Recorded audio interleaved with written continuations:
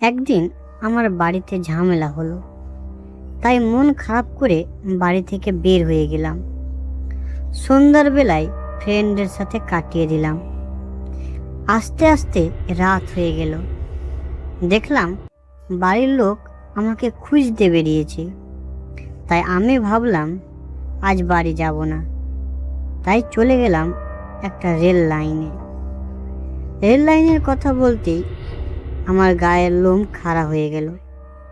সেদিনের কথাগুলো আবার আমার মনে পড়ে গেল। সেদিন আমি রেলে চাপলাম। ভাবলাম এই জায়গাটা নির্জন, এখানে আমাকে কেউ খুঁজে পাবে না এবং আমি অনায়াসে একটা রাত কাটিয়ে দিতে পারবো। আমার পায়ের চুটিটা রেখে তার উপর বসে পড়লাম।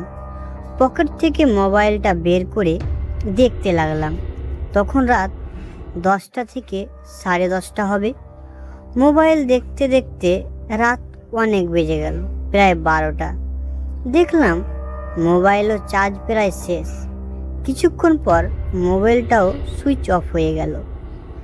বাড়ি থেকে বের হওয়ার সময় সাথে মোবাইলের চার্জারটাও নিয়ে আসা হয়নি।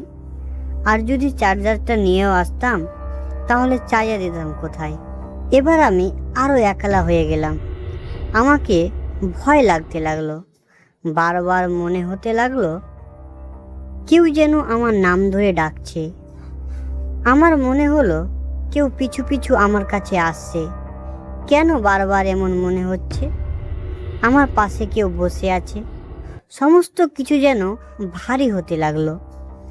আমি বাড়ি যেতেও পারছি না, কারণ আমি অনেকটা দূরে চলে এসেছি আর এখানে একাই বসে আছি। ভয়ে আমার সেখান থেকে লড়ার ক্ষমতাও নেই। বারবার চোখ বন্ধ করছি, কিন্তু চোখ বন্ধ রাখতেও পারছি না।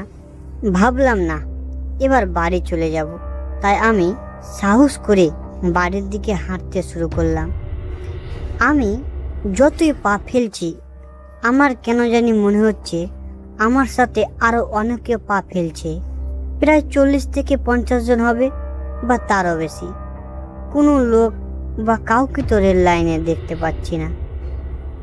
ভাবলাম হয়তো রেল লাইনে মারা গেছে, তাদের আত্মা হতে পারে। তারা তো আমাকে দেখতে পেয়ে গেছে, তারা মনে হয় আমাকে আজ মেরে ফেলবে। এ কথায় ভাবতে আমার শরীরটা কাঁপতে শুরু করলো, গা দিয়ে ঘাম ঝরতে শুরু হলো। আর এবার শুরু হলো আসল কাহিনী। একটা ট্রেনের বাঁশির আওয়াজ শুনলাম। সামনে দিয়ে একটা ট্রেন আসছে। এখন প্রায় রাত 1টা বাজে। মানে এটা রাত 1টার ট্রেন, হাওড়া যাচ্ছে। যখনই ট্রেনটা আমার কাছে এলো বুঝলাম ওটা একটা ট্রেন। ট্রেনের লাইটে আমি দেখলাম পা থেকে মাথা পর্যন্ত সাদা পোশাক পরে দুই ধারে লম্বা লাইন করে কয়েকজন দাঁড়িয়ে আছে।